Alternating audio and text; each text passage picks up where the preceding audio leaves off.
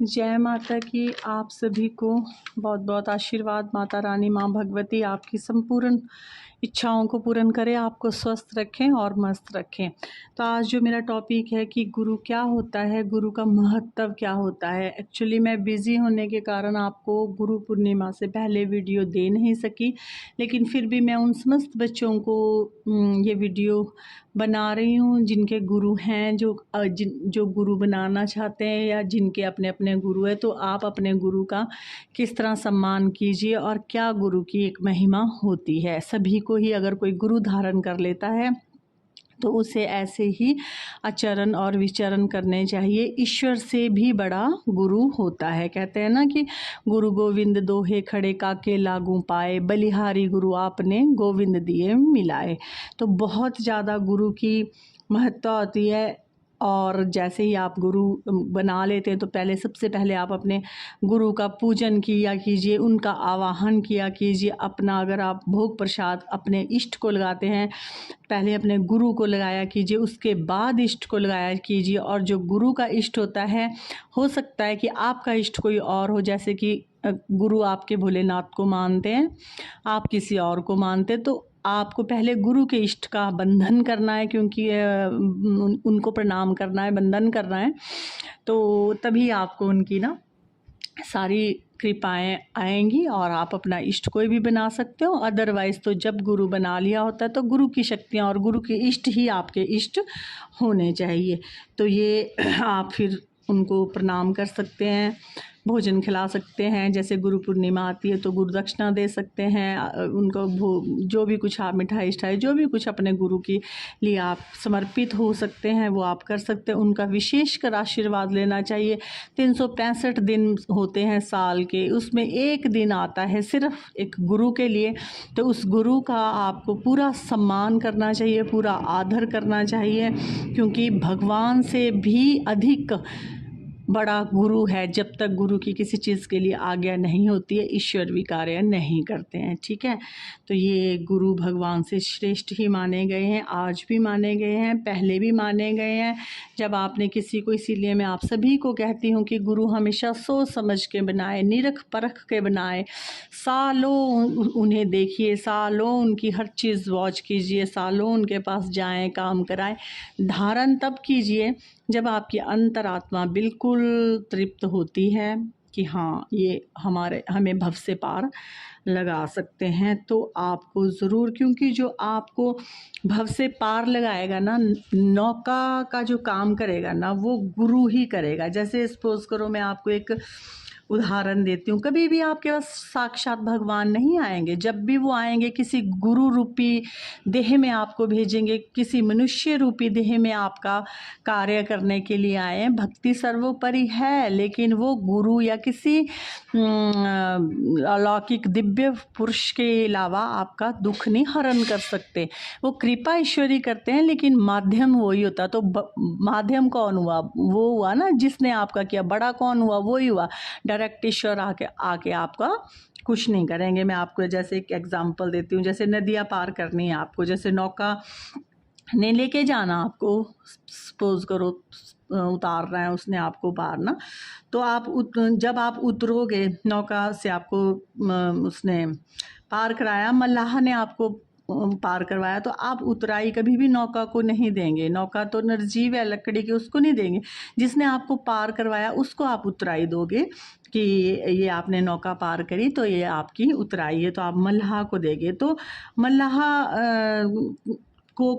कौन है? मल्लाह है गुरु, और नौका क्या है? नौका है ईश्वर। तो मल्लाह के बिना नौका कुछ भी नहीं है। ईश्वर कभी भी आपकी काम कभी नहीं करेंगे जब तक आपको मल्लाह, गुरु रूपी मल्लाह ना मिले। ठीक है ना? कभी भी नहीं होगा, कभी भी नहीं होगा। हर युग में होता है इस तरह। ठीक है, तो गुरु होना बहुत बहुत ज़रूरी होता है। मेरा एक्चुअली कुछ ऐसा रहा कि कुछ मैं ज़्यादा थोड़ा भक्ति लाइन में डूब गई, तो मेरे जो एक्सपीरियंस, जो गुरु के जो भी कार्य होते हैं, जो गुरु को प्रभु से मिलाना होता है, वो सब मेरे हो लिए थे। तो फिर मैंने वैसे आवश्यकता नहीं समझी इस चीज़ की, फिर मेरे आराध्य भोलेनाथ गुरु है। मैं हर चीज़ अगर कुछ भी करूँगी, पहले कोई भजन करूँगी, कुछ खाना दूँगी, कोई भोग दूँगी, पहले सबसे पहले शंकर भगवान को ही दूँगी, ठीक है।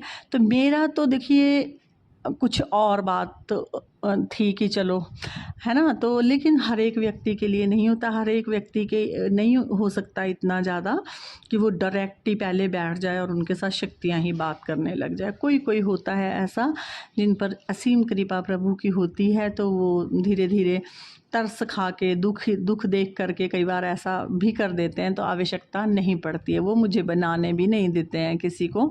और इच्छा भरपूर है मेरी, अगर उतना काबिल जितना जिस लेवल का मुझे चाहिए तो हो तो मैं बनाऊंगी, क्योंकि मुझ में भी हज़ार कमियां हैं, पर मैं सोचती हूँ कि जिसे मैं बनाऊं उसमें वो भी कमी ना हो जो मुझ में कमी है, ठीक है ना। तो मैं तो इसीलिए अवॉइड करती हूँ, क्योंकि हमें पहले अच्छी तरह से निरखिए, परखिए और फिर गुरु धारण कीजिए। फिर सबसे बड़ी बात है, जैसे सोचो आप कि एक बार व्यक्ति बीमार हो जाता है, तो इतनी सारी गोलियां पड़ी है सामने, कभी आपको गोली आकर के नहीं कहेगी ना कि ये वाली को मुझे खा ले तू ठीक हो जाएगा, नहीं कहेगी ना। इस तरह ऐसे ही मूर्तियाँ होती है, भगवान है वहाँ बैठे हुए, मूर्ति पत्थर की है, वो आकर के आपके साथ बातें करेगी नहीं करेगी, आकर के आपको उठा करके जल देगी नहीं देगी। तो वो कार्य कौन करता है? गुरु करता है। तो वो गुरु का काम होता है। तो अगर आप गुरु डॉक्टर ऐसे खुद ही बन जाओगे और आप गलत दवाई खा लोगे तो फिर आप बीमार भी हो जाते हैं।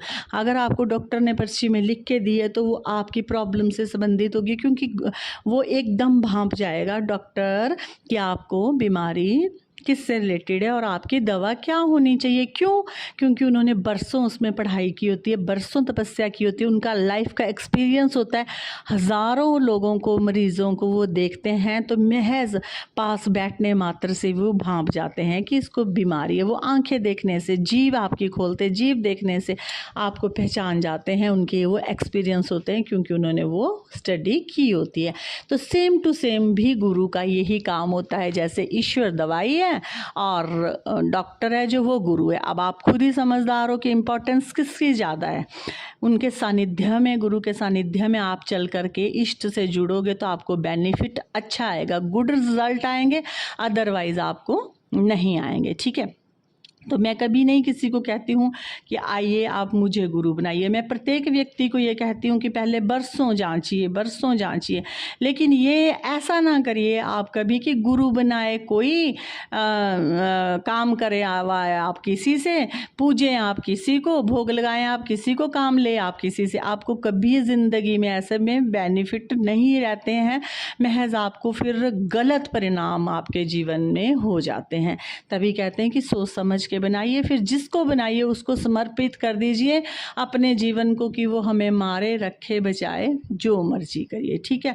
तो एक जो आपको गुरु होता है वो एक वैद रूपी काम करता है। जब तक वैद नहीं होगा, ईश्वरी शक्ति कभी काम नहीं कर सकती है। एक कहावत भी है कि मेरा वैद गुरु गोविंदा हर हर नाम जपाए, औखत मुख देव काटे जम के फंदा। मतलब कहने का ये है कि जो मेरा जो भी कुछ वैद है, जो भी कोई डॉक्टर है, वो मेरा गुरु ही है। वो मेरे जम के फंदे, मेरी बीमारी को जो काटता है, मेरे दुख को काटता है, मेरी गरीबी को काटता है, पल पल हरि नाम वो मुझसे जपाता है, बलिहारी उस गुरु के।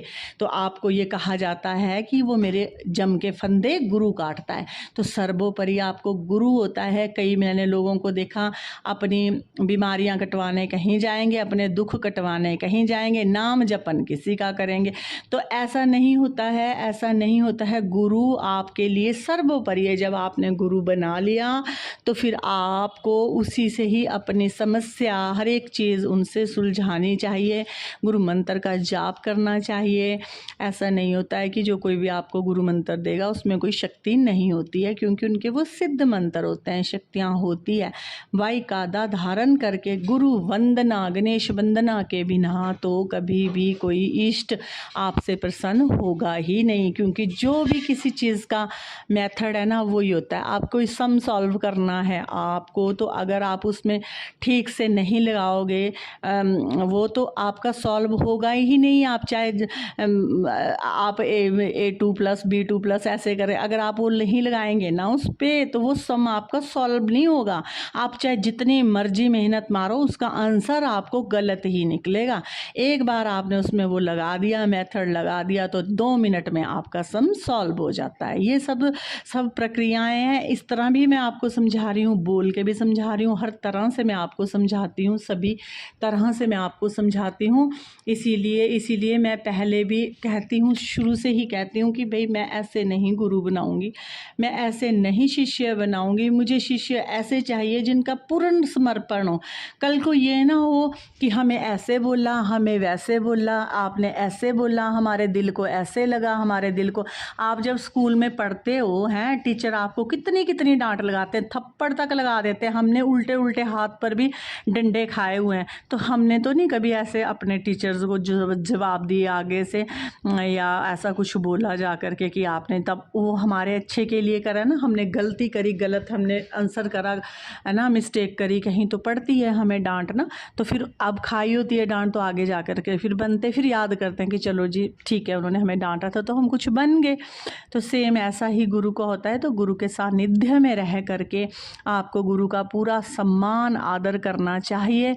मन में अगर आप ऐसे संशय रखते हैं ना कि काम तो हम इनसे लें सारे, इधर दर्द हो रही, उधर दर्द हो रही, इधर दर्द हो रही, गुरु चले कोई बना रहे, माता कोई और बना रहे हैं, कोई और बना रहे हैं, तो ऐसा नहीं होता। एक ही नाव में पाँव रखनी चाहिए, दो दो में नहीं रखनी चाहिए। डगमगाने वाला सवाल होता है। और ऐसा नहीं होता है कि अगर आपने गुरु बना लिया एक बार और अगर आपका दिल नहीं मिल रहा है, आपको वहाँ चित्त नहीं मिल रहा है और आपको वहाँ बेनिफिट भी नहीं कोई मिला, आप गुरु का त्याग कर सकते हैं। ऐसा कुछ नहीं होता कि अगर आपने बनाया है तो आप नहीं बना सकते। आप गुरु बना लो, 2 बना लो, तो 3 बना लो, क्योंकि अध्यात्म के गुरु भी और होते हैं, इस लाइन के गुरु भी और होते हैं। जिसको जो चयन करना है उस तरह का बना लीजिए। पर मेरी राय ये रहती है हमेशा कि एक ही बार बनाइए और ढंग का बनाइए।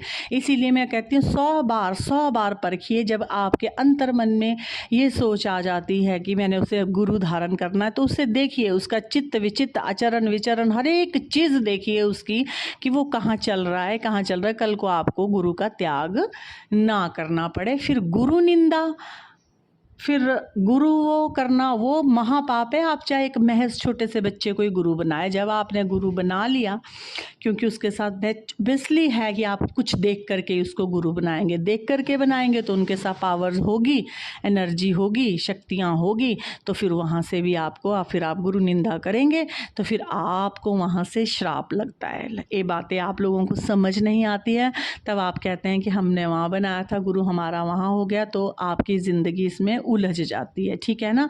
बाकी ये होता है कि चलो, बाकी जहाँ भी प्रभु नाम हो, प्रभु संकीर्तन हो, वहाँ जाइए, जाना चाहिए।